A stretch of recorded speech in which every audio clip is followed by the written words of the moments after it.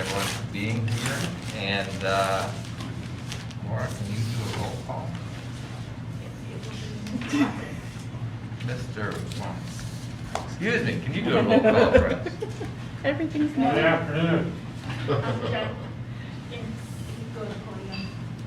Oh, okay. I'll get you all this. Yeah. Okay. My apologies. Good afternoon. Roll call. Forgive me, Micah, would you pronounce your last name, It's please? Bartelme.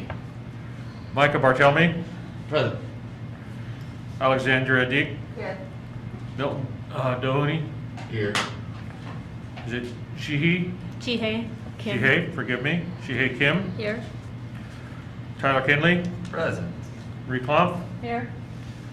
Jessica Lita Latau. rhymes with seesaw. Here. Jonathan Massey. Darren McKinnon. Thank you. All right.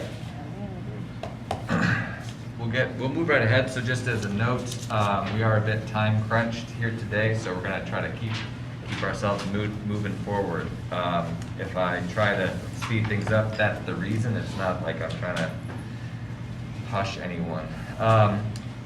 Do we have a motion to approve the board meeting agenda?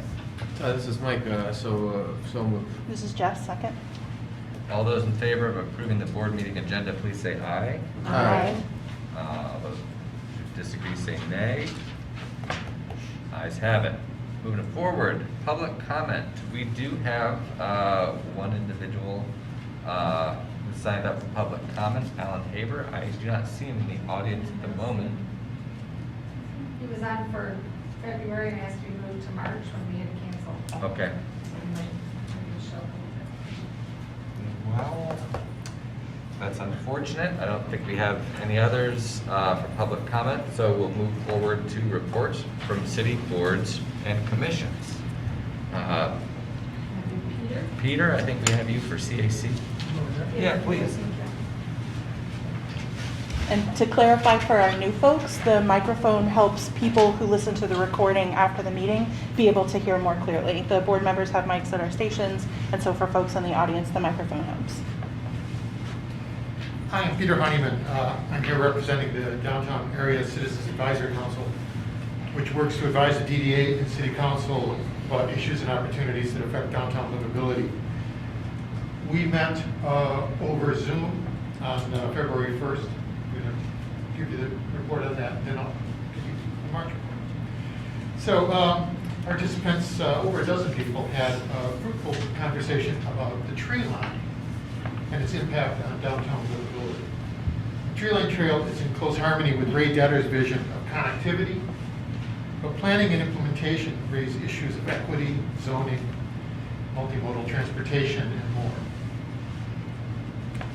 We then turned to a presentation by Amber Miller from the DDA, Oliver Kiley from the Smith Group, and Brian Zalewski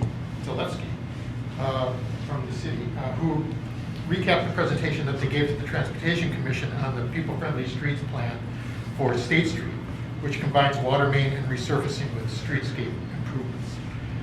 The plan was received both positively, especially with regard to improvements to pedestrian safety and multimodal connectivity, and critically, mostly concerning trash and recycling services, which have frustrated State Street pedestrians and merchants for years. It seems lack of alleys and inflexible solid waste scheduling continue to impede solutions. In future meetings, the CAC will continue to talk about the balance between amenities, which downtown constituents demand, and services, which are sometimes overlooked, but which downtown really needs. Jeff Watson, the new DDA Executive Director, introduced himself and shared some aspects of his vision for the DDA. That was last night. And we met again last night, over Zoom again, on March 1st. The meeting opened as it usually does with a review of recent downtown developments and today's board agenda. The group then returned to a theme from last month's meeting, the balance between amenities and services. Not just trash either, services like arborists, curbside management, parking enforcement. but also trash. There's a sense among this group of downtown and near downtown residents that downtown trash collection is chronically underfunded, lacks vision, and lacks coordination. The city's pie-shaped wards dilute the political influence of downtown and near downtown residents with city council, but the CAC sees opportunities to exercise advocacy by strengthening its advisory role with DDA, engaging more closely with the board and staff, and participating more actively in DDA board and committee meetings, following the leadership style of our constant muse, Ray. Any questions? Thank you, Peter. Thank you. Thank you Thanks, very much. Peter.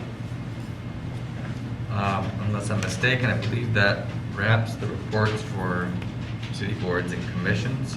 Moving ahead, DDA members' communications. Do we have any board member communications? I'll do one. Please. I found out this week that I was accepted to speak at this year's Michigan Transportation Planning Association conference.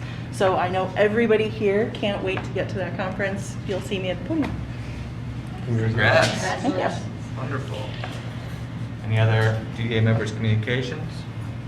Hearing none, moving ahead. Executive Director report. Back to the podium. Good afternoon again. I'm pleased to share a handful of things with you. There was a resolution passed in December, on the 14th of December, by the City Energy Commission, recognizing the DDA for its decarbonization and sustainability measures, and that can be found on the Legistar site on the city's website. There was a resolution passed on the 19th of January by the City Transportation Commission in support of the DDA State Street project. I think we're all familiar with that. Amber and Maura led a University of Michigan urban planning class on a tour of DDA projects in January.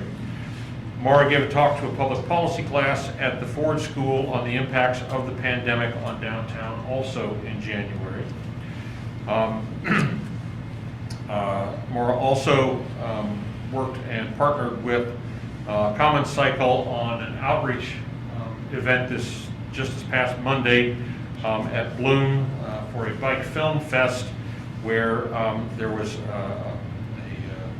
a word search, and folks received a plantable pencil that apparently, once you use it, stick it in the ground, and a cherry tomato grows from it. So cool. Sounds pretty cool. So, and the last thing I have to share with you is, and you may be aware of this already since it's been quite a while, but the Main Street Association awarded the DDA the annual Dennis Saris Award for pandemic response efforts over the last 2 years. And you may have seen the award, but That's so beautiful. That's very nice. I think that in response to the really hard work the staff has been engaged in the last couple of years to support and help downtown businesses and the downtown community, and even though I was not a part of it, I'm very pleased to be working with the staff that was involved. So, thank you. Questions? Congrats. Thank you, Jeff. Thank you very much. Can I get a motion to approve the January 2022 minutes? It's Maria's motion. I'll second that, Heather. All right. Motion to approve the January 2022 minutes. All in favor, please say aye. Aye. All those opposed, please say nay. Motion passes. Can I get a motion to approve the February 2022 minutes? This is Jess, I move. This is Gia, second. Thank you. Motion to approve February 2022 minutes. All those in favor, please say aye. Aye. All those opposed, please say nay. Motion passes. Thank you all. Subcommittee reports. We have first Finance Committee with Micah and Marie. Thanks, Tyler. I do have a resolution to put forward. I'm going to move the following resolution and ask for a second. It is to put forward the DDA budget for fiscal year '23. In January, the do I have a second? This is Jess, second. Thank you. Yeah. In January, the committee received and reviewed the FY23 draft budget in detail. At last week's meeting, we reviewed the 10-year plan and the proposed budget as it will be presented to the city. You can find that in your board packet on pages 22 to 33. FY23 is the second year of the 2-year budget cycle, so most numbers remain the same as what the board approved last year.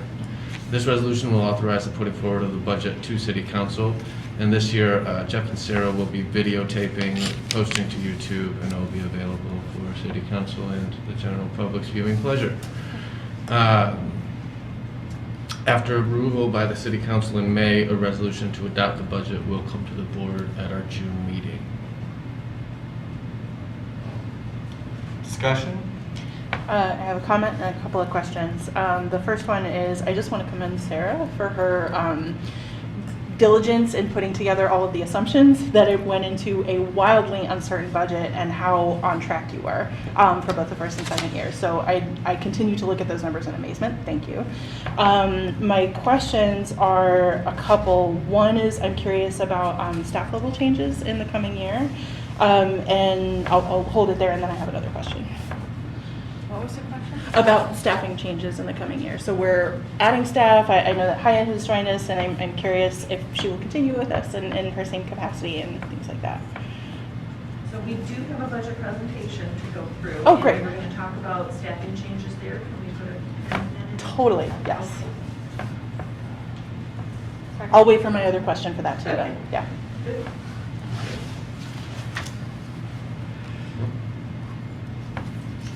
Any other questions, comments? Okay, so we have a resolution to put forward the DDA budget for fiscal year 2023. All those, I'm sorry, are we going to vote before we hear the presentation? well, I was not sure if we were going to do are we doing the presentation right now? Oh, yeah, let's do it. Cool.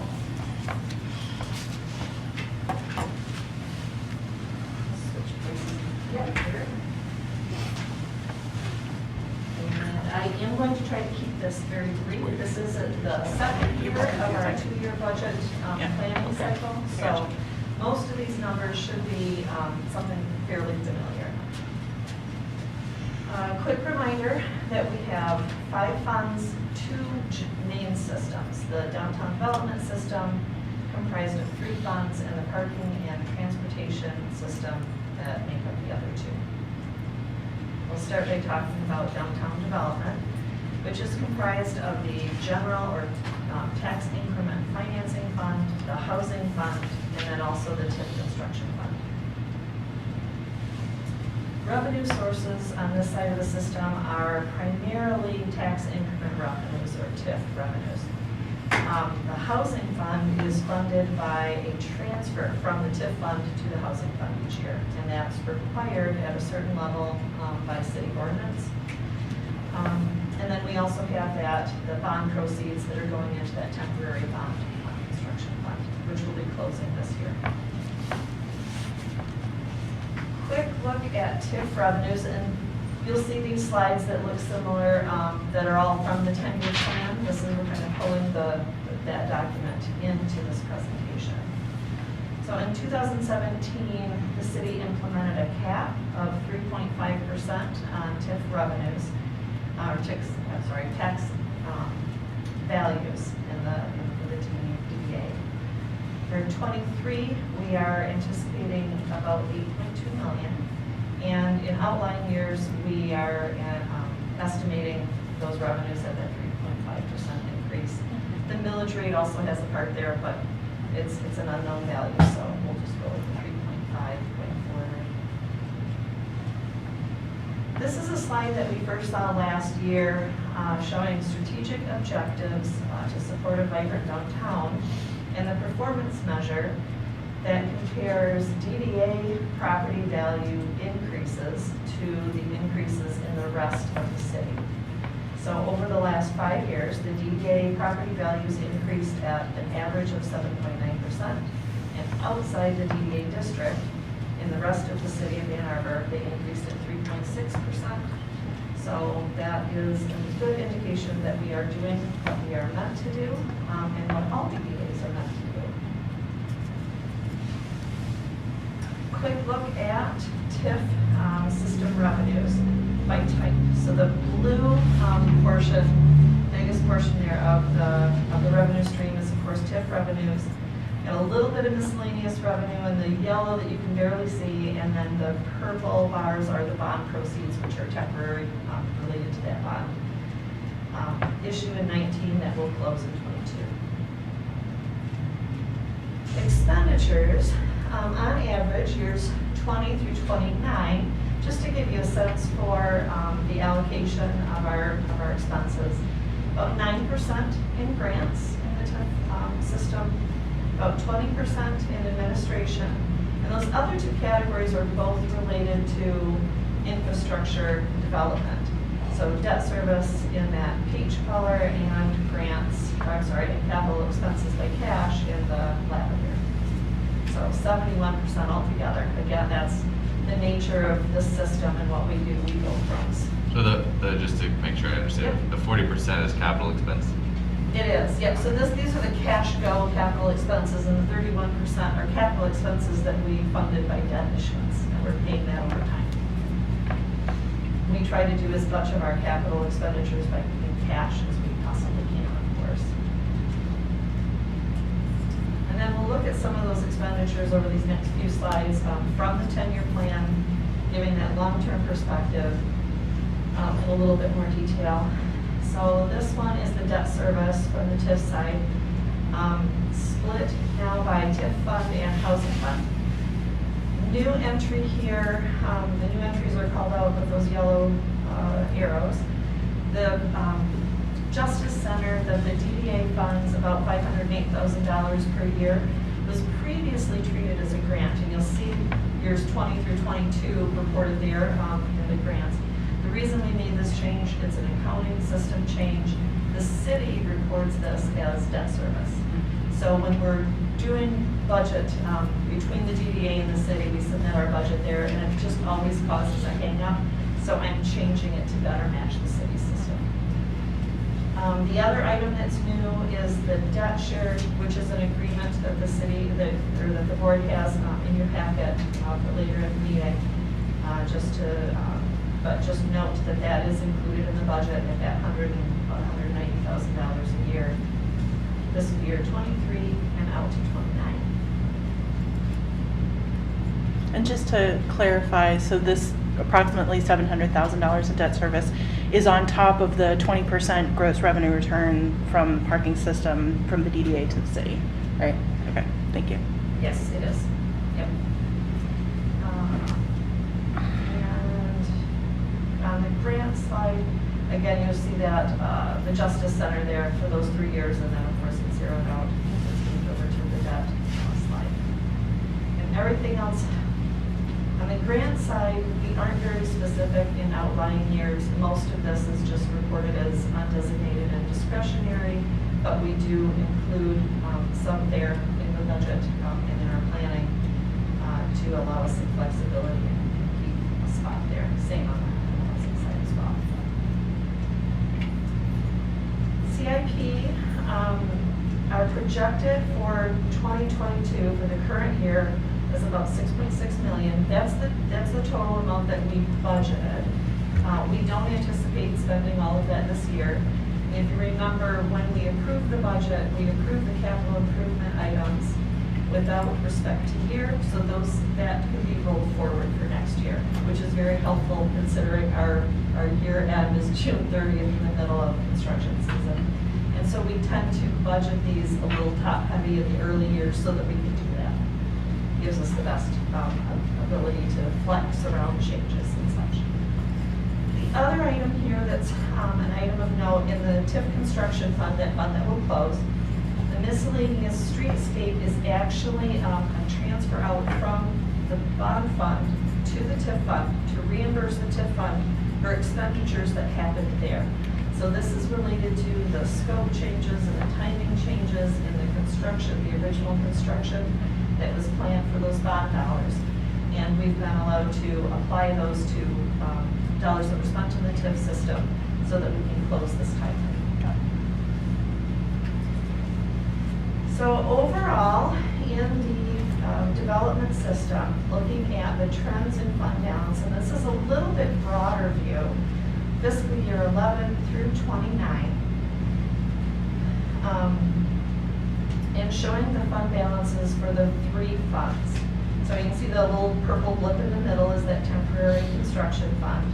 The yellow at the top is housing, and of course the rest is the general TIF fund.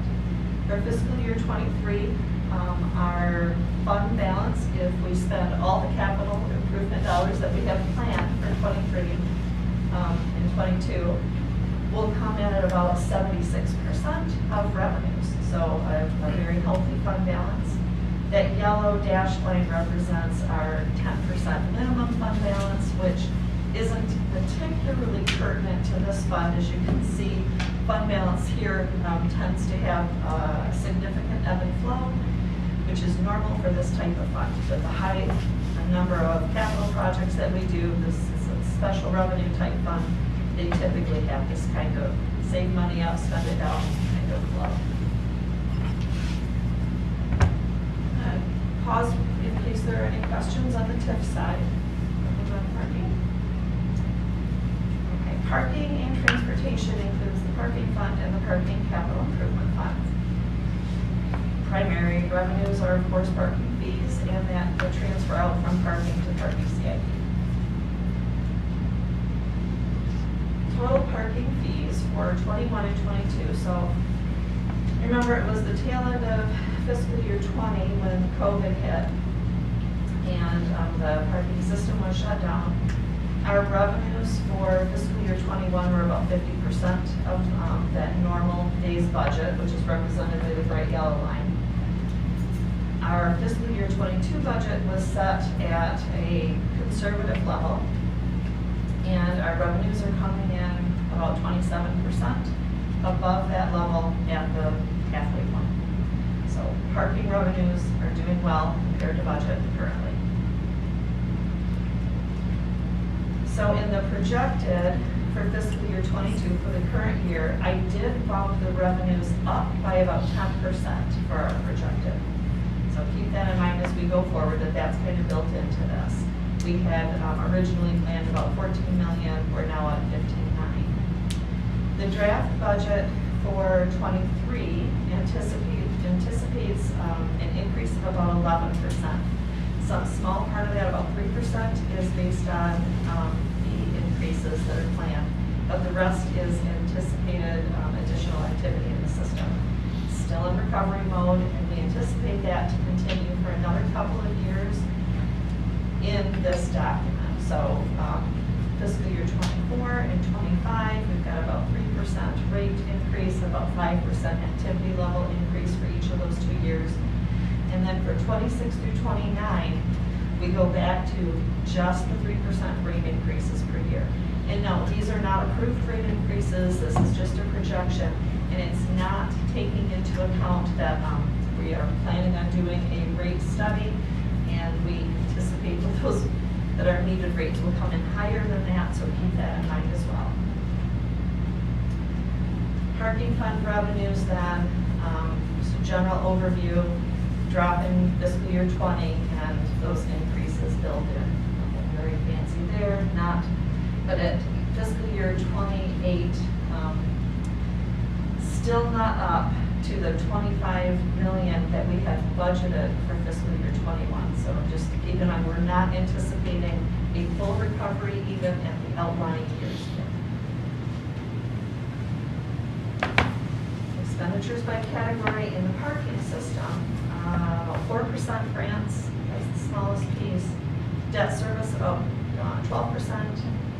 The city meter charges that 20% payment of revenues is about 18% of our expenditure, so a big piece, equal to capital expenses at about 18%.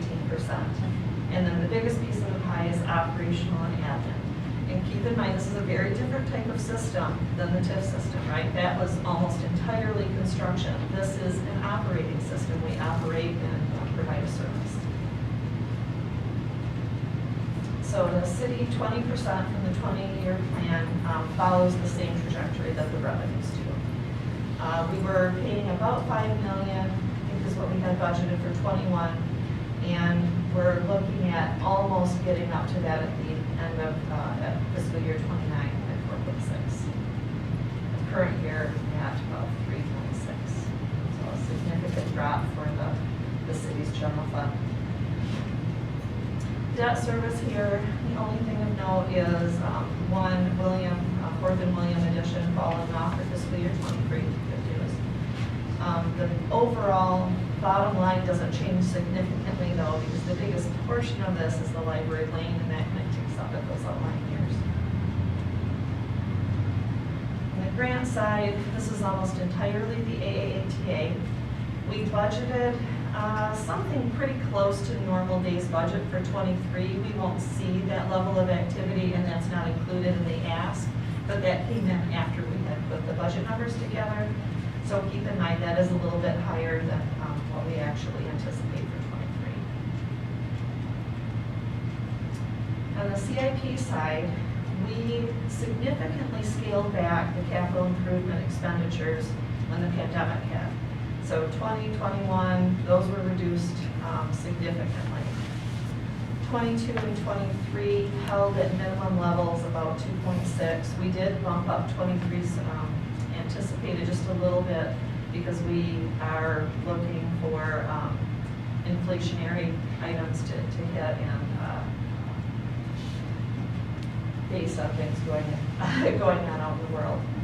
Estimations for 24 through 27 are based, we start with a 20-year plan and then we add some other things like studies or elevator repairs. For 28 and 29, the thing to note here is that we have bumped those numbers at $6 million up a bit to keep a placeholder for recognizing that we've been deferring some of these costs. Some of them are reduced, some of them are actually just pushed out to outlying years. We want to represent that here. So a look at fund balance. It's not a very pretty picture on this side. Fiscal year 11 through 20, the system was building fund balance in anticipation of an expansion on Ann Ashley, which didn't happen. Just ended up being a very fortuitous event. That allowed us some fund balance to use during this time of reduced revenues. For fiscal year 23, we're looking at about a 28% on compared to the $25 million regular revenues. If I compare it to the reduced revenues, it doesn't give us a good sense for where we're at. But again, that 10% minimum fund balance is demonstrated by the dashed line. And you can see that in years 25 through 29,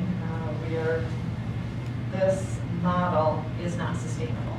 So we'll need to look at rates, we'll need to look at those capital expenditures and modify those, and it may be more years of deferment and kind of narrowing down what we spend on. But that is a look at that. And the next two slides are related to, this is the budget as it goes to the city. Something to keep in mind here is that the categories that represent budget, where those circles are, there's an item there for prior year surplus, which we don't show in our numbers, but it's something that the city does. So keep that in mind if you're looking at the bottom line, that it includes a spend down of prior year added into that. The other item related to Jeff's question, we are anticipating, it's really 1.75 increase in FTEs. That would be one full-time person on the planning side and Hayat's position in the accounting side.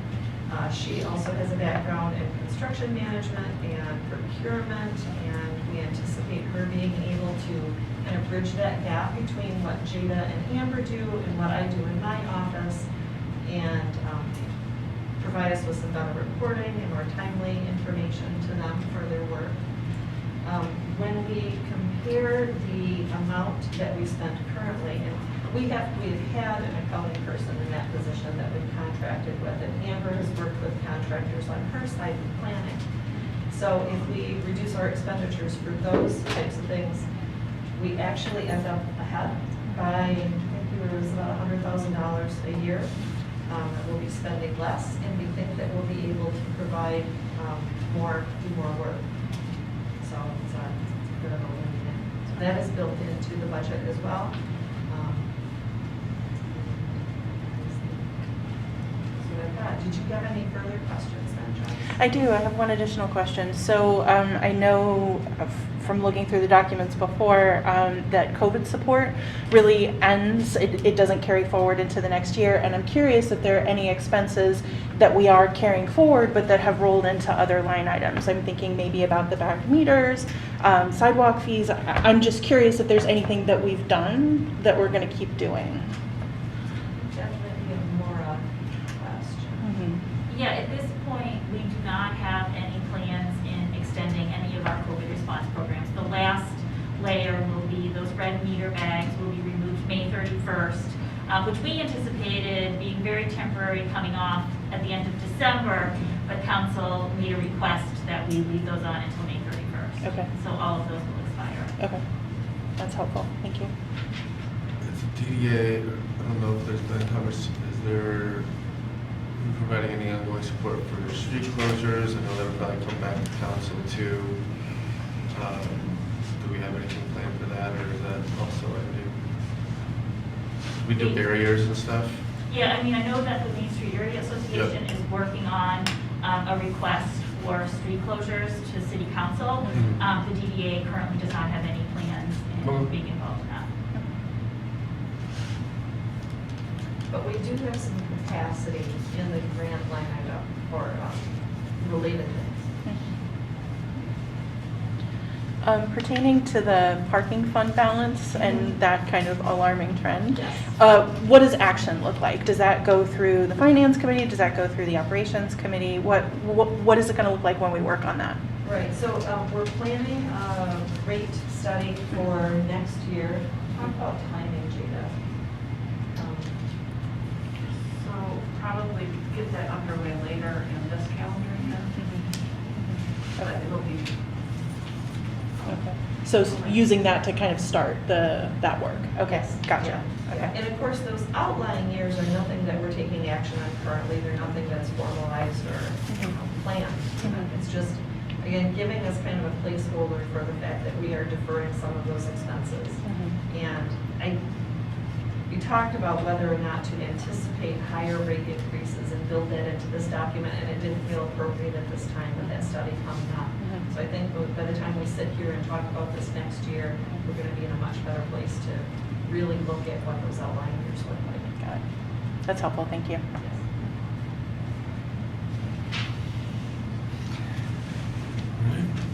Any other questions? That was everything I had. Good. Thank you. Good, thank you for that thorough walkthrough. That's very informative. Ready to vote? For the resolution to put forward the DDA budget for fiscal year 2023. All those in favor, please say aye. Aye. All those opposed, please say nay. Resolution passes. Thanks, Tyler. I've got another resolution, a bit of housekeeping here. I need to move forward the following resolution and ask for a second. It is the corporate authorization resolution to approve signatories, and we need to add Jeff as a signatory to the Bank of Ann Arbor checking accounts as executive director. Jeff, second. Thank you, Jess. Again, just a matter of housekeeping. There are 3 signatories, being Sarah, myself, and Jeff Watson now as our new executive director. Discussion, seems pretty straightforward, ready to vote? Okay, so the resolution to approve signatories for the DDA's checking accounts with the Bank of Ann Arbor, let's assume that that's the name of the resolution. All those in favor, please say aye. Aye. All those opposed, please say nay. Resolution passes. Thanks. In other business, in the last Finance Committee meeting, we did have Chris Prisby from the Bank of Ann Arbor came by and provided an overview of the DDA's investment portfolio at the February meeting. We also reviewed the FY22 second quarter financial statements in January. The most notable item was parking revenues at 60% of budget for the year at the halfway point. and overall expenditures are below 50% at the halfway mark for the year. So we're up on revenues and lower on expenses than we had expected or budgeted for, which is always a positive. The other thing we did was receive and approve the October, November, and December 2021 expense registers. No issues there. We do not have a finance committee meeting in March, so our next committee meeting will be Thursday, April 28th at 9 a.m.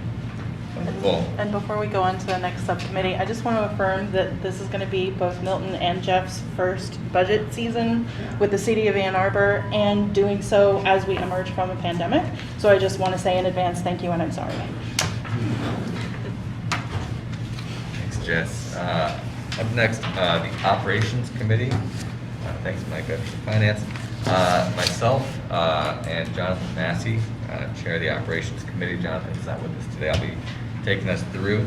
We have a number of resolutions, so I'll just get right in. I'd like to move a resolution to provide a grant to fund the Go Pass and the Get Downtown program for fiscal year 23. Do I have a second? This is Mike in a second. All right, discussion. We have with us Mary Boonen, I believe, from the AAA in the audience, so she can help provide any background as needed. The DDA has provided the funding for the Go Pass and the Get Downtown program since 2001. The promotion, the marketing, and the fixed route fares, all the funding is a not to exceed amount. So the non-fixed route, it's a flat amount. The committee discussed, we recommend approval of the resolution to provide a grant to fund the Go Pass and Get Downtown program for fiscal year 23. I believe you can see it at page 41 of your packet. Discussion. Not specific to the resolution, but I'd like to invite Mary. In reading through the documents, I saw that you're still hiring for the Get Downtown program manager. I wonder if you'd mind sharing the job link with staff, that we can help get the word out on that if it's still open. Thank you. That was all I had. Great. The total here, just to be clear, is $605,914. You can see the breakdown on the resolution on page 41. It's just background. Are there any questions, comments? Feel good? That's good. All right. Hearing no further discussion, for the resolution to provide a grant to fund the Go Pass and the Get Downtown program for fiscal year 2023. All those in favor, please say aye. Aye. All those opposed, please say nay. Resolution passes. Next one. Another resolution here to approve a project budget for Maynard parking structure elevator repairs. This is page 51. You can tell we had a pretty meaty operations meeting with Jada. Elizabeth is here to help provide any background as needed for this. This is total cost of this work is $69,112. The contingency takes that up to $79,478. Operations Committee approves this work, recommends it be done. It's necessary. Do we have any discussion, questions, comments? Go ahead. I was going to say, is that a deferral or is That this was my like question. a regularly scheduled? Thank you. So this is basically regularly scheduled work, and one thing that was shared at the committee is kind of the capital plan for elevator improvements. And this is kind of the first step in that capital plan. That was my exact question. Any questions? And for a vote? All right, for the motion. For the resolution to approve a project budget for Maynard parking structure elevator repairs, all those in favor, please say aye. Aye. All those opposed, please say nay. Resolution passes. Another resolution establishing a project budget for costs associated with parking operator transition. I would move this resolution. Do I have a second? I'll second. Second. Discussion. You'll see the details here are on page 52. This is in regards to our December selection of PCI Municipal Services as our next parking operator. In the executive committee, we did just sort of re-go over this. We haven't met in a little while, and it was just sort of a good reminder that this is occurring. The transition is necessary. The nice thing is a lot of the individuals who were formerly working on this simply transition in their same roles, just with a new hat on with PCI.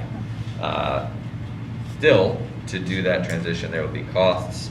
The project budget here is $100,000 to cover those transition-related expenses. Do we have any discussion? Questions, concerns? Flying right through.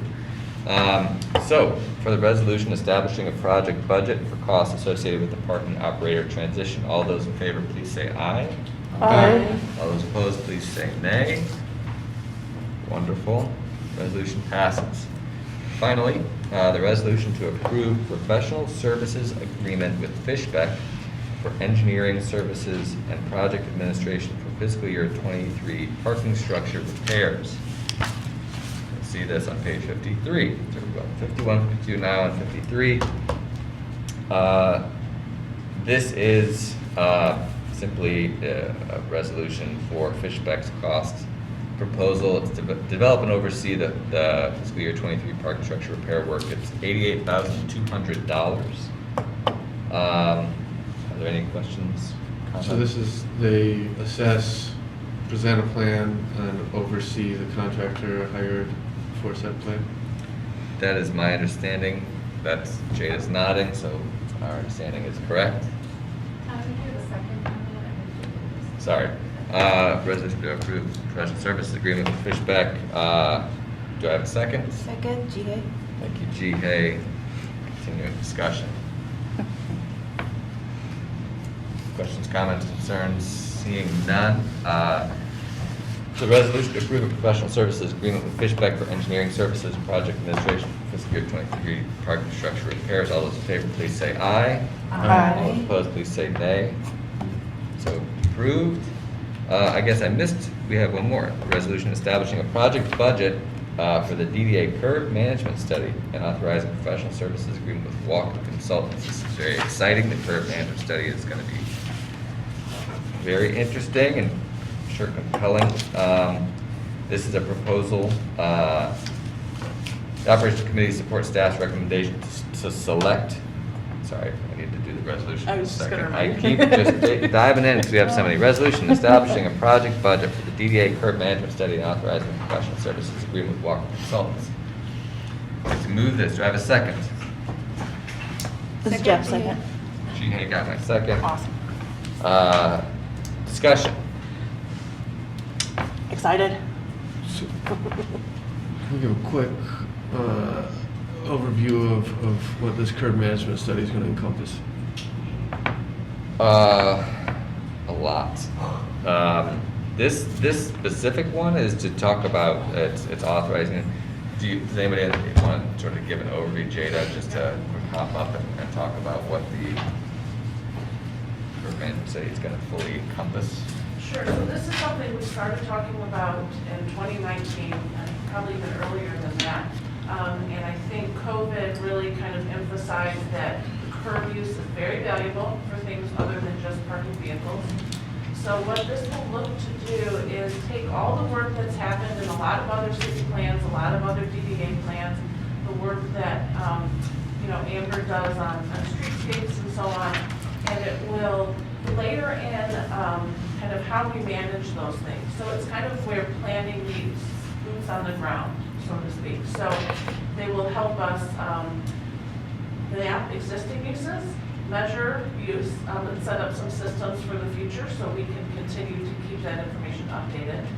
They will share best practice information from other municipalities. We anticipate some pilots during this work. We will also be talking about monetizing the curb when that's appropriate, how we set those rates, how we measure and track those sort of things. So it'll kind of be building on a lot of the planning work that's already done. And we hope to end up with a toolkit of sorts that really allows us to use curb in a flexible way, given the needs of the moment. Thanks. Thanks, Jerry. Any other questions? I feel like sort of answered your question. Yeah. Feel good? So Okay. excited. All those in favor of the resolution establishing a project budget for the DDA curb management study and authorizing a professional services agreement with Walker Consultants, please say aye. Aye. All those opposed, please say nay. Wonderful. Resolution passes. Just to go over some of the details of what we've discussed in these ops meetings. Jada provided a memo outlining what is and is not possible in terms of the repurposing of the existing parking structures for non-vehicle parking. This was something sort of in response to some public questions and just sort of like, well, what else could we do? And she provided a memo that sort of walked through how and why things could or could not be easily repurposed and sort of the next steps. The DDA is currently, we currently follow the city procurement process for standard DDA services. The city recently implemented changes to this policy, including increasing the threshold for requests required to be approved by council from 25 to 75,000. The DDA will be developing its own procurement policy, but in the interim, we'll continue to follow the city's policies, including these recent changes. Regarding the parking permit wait list, staff here have been working over the past 2 years to reach out to those on the wait list as permits have become available. And the DDA will continue at this time to use the wait lists as an internal customer service tool and opportunity to inform those that we communicate with and educate the community on all the available transportation options available throughout the city. Finally, this is just a quick parking rate increase reminder. The final rate increase in our current 5-year plan will be effective July 1 of this year. And further discussion will take place later this year about a future rate plan based on the DDA's financial obligations, industry best practices, and comparisons to other municipalities.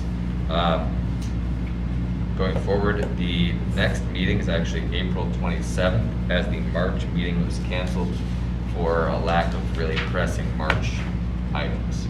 So April 27th at 11 a.m. will be the next Operations Committee meeting. Hefty list there for that subcommittee, but moving forward to the Capital Improvements Committee. Yeah, thanks. Thanks, Tyler. Okay, Capital Improvements Committee did meet in February, and we do have a resolution that we're bringing to you all. And so I would like to move the following resolution to approve an agreement with Wade Trim Associates, Inc. for construction support and as-needed engineering services. Can I have a second? Seconded. Thanks, Tyler. So it's up on the screen, but Wade Trim was selected by the city through a competitive RFP process for general engineering services. And currently, Wade Trim already provides as-needed engineering services and construction engineering support to the DDA, but they do it through individual contracts and usually contract amendments for kind of single one-off projects. So this resolution, based on a recommendation from staff and Amber, but for efficiency and project planning, staff recommends a single contract with Wade Trim for the fiscal year 23. And the committee recommends approval of an agreement with Wade Trim Associates, Inc.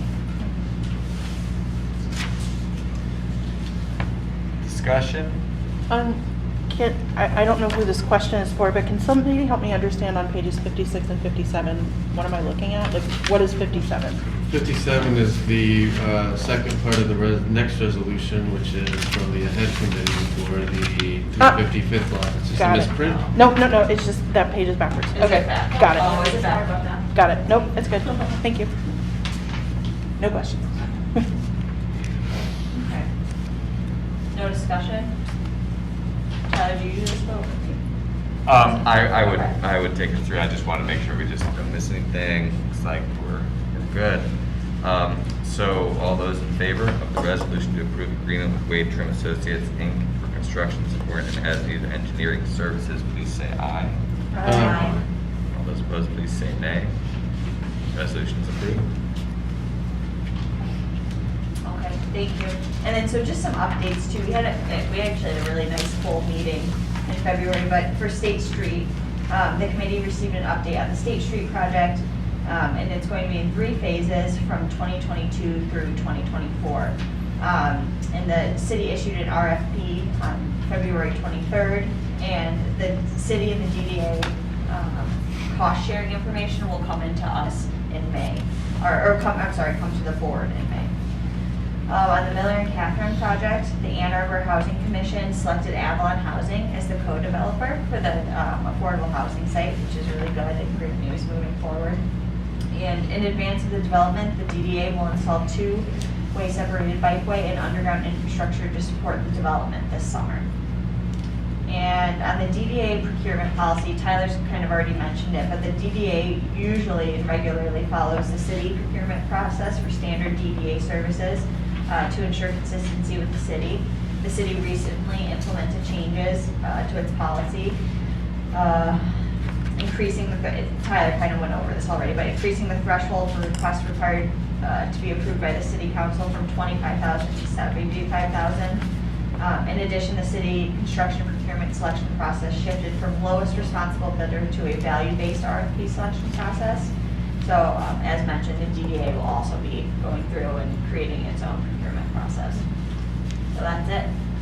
And the next meeting's in March 16th. Alex, I'm sorry, what were we doing on Catherine? On Catherine, so we selected Avalon as the co-developer. And then in advance of development, so this summer, they're gonna do a 2-way bikeway and then underground infrastructure. So Bikeway is on Catherine and then underground, like water main stuff? is that right? Bikeway and Catherine? Yeah. Thanks. I'm trying to think, that makes, yeah. Yep, that's correct. The 2-way bikeway is on Miller and Catherine between Division and First Street. Yeah. So that will complete the loop of protected, separated bikeways downtown. And then the underground infrastructure is focused on water main, fire hydrant service, and utility connections for that affordable housing project at 4th and Catherine.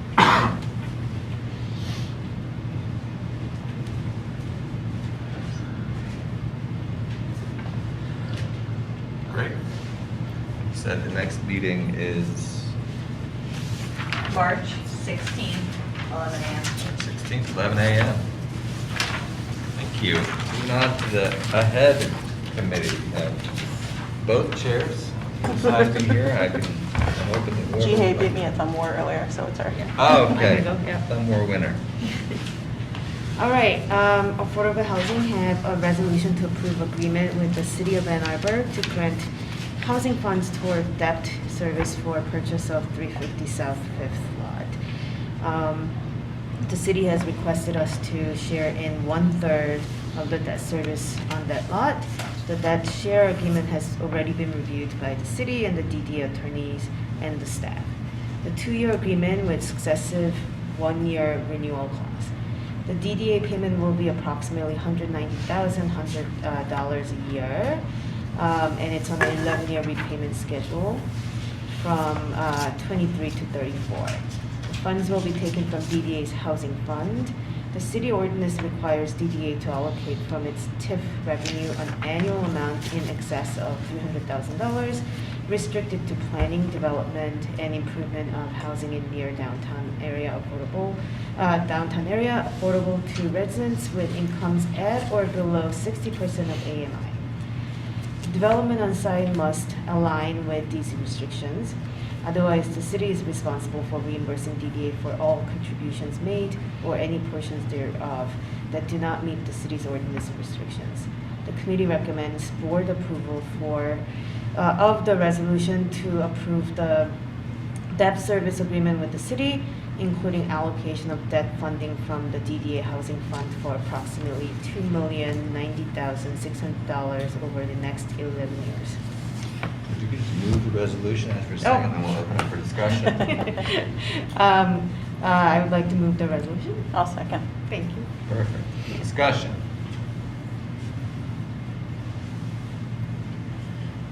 So this is a couple of months old, and I was at this meeting, and I have a question about it anyway, which is, I'm wondering who can help me understand this relationship to the existing obligation that we have, the $745,000 to develop substantially affordable housing on this lot.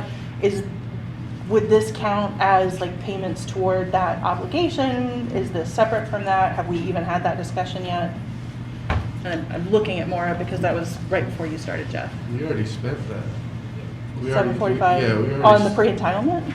Well, we already spent that on yeah, we've already given that over, haven't we? Right, the 745, I believe, was part of the Lori Terrace closing costs that we covered back in spring of 2021, I believe. So this 190 will be coming from our affordable housing fund. Yeah, we The straight reversed 330. That other restriction was 745 to be able to spend the money on the return. I see. Okay, thank you. Appreciate it.